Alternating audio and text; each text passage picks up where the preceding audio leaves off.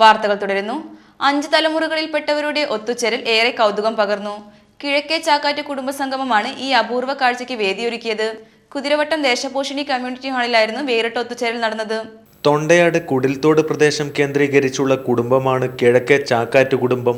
പരേതരായ പുതിയടത്ത് കിഴക്കേ ചാക്കാറ്റ് മാധവിയമ്മ, പാറക്കാട്ട് രാമൻകുട്ടി പണിക്കർ ദമ്പതികളുടെ പിൻതലമുറക്കാരാണ് ഈ കുടുംബത്തിൽപ്പെടുന്നത്.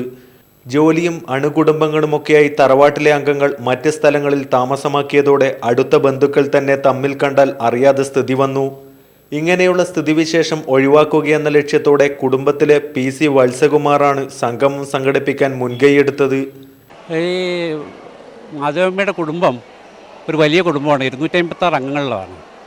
ഈ കേരളത്തിൻ്റെ പല ഭാഗങ്ങളിലായിട്ടും കേരളത്തിന് പുറത്തും അത് വ്യാപിച്ച് കിടക്കുന്നു. ഇല്ല, ആ അവസാനത്തെ കണ്ണികൾ തമ്മിൽ യാതൊരു ബന്ധമില്ലാത്ത നിലയിലാണ് ഇപ്പോൾ ഉള്ളത്.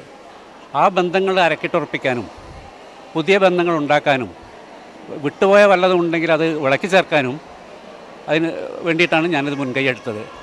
കുടുംബാംഗങ്ങൾ ഒരേ മനസ്സോടെ സമ്മതം മൂളിയതോടെ കുതിരവട്ടം ദേശപോഷിണി കമ്മ്യൂണിറ്റി ഹാളിൽ കുടുംബസംഗമം യാഥാർത്ഥ്യമായി. 300ഓളം കുടുംബാംഗങ്ങൾ തിരക്കുകൾ മാറ്റിവെച്ച് സംഗമത്തിൽ പങ്കെടുക്കാനെത്തി. കുടുംബത്തിലെ മൂത്ത അംഗം 84-കാരി മാധവിക്കുട്ടിയമ്മ, മാധവിക്കുട്ടിയമ്മയുടെ മകളുടെ മകന്റെ മകൻ 6 മാസം പ്രായമുള്ള ധ്രുപദ് എന്നിവരായിരുന്നു സംഗമത്തിലെ ശ്രദ്ധാകേന്ദ്രം.